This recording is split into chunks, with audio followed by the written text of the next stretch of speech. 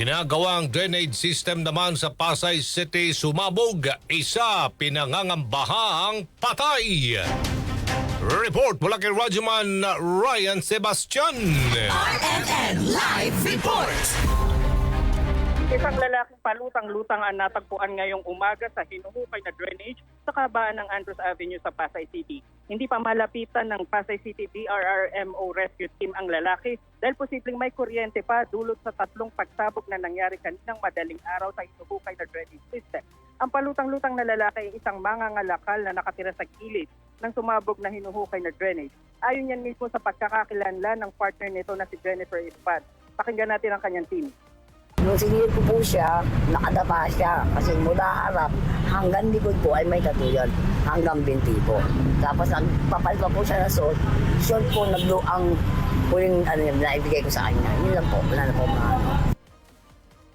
Inaalam pa ng mga otoridad ang sanhi na nangyaring pagsabog kaninang madaling araw sa hinuhukay na drainage system na isang flood control project ayon sa barangay 190 na nasasakupan nito.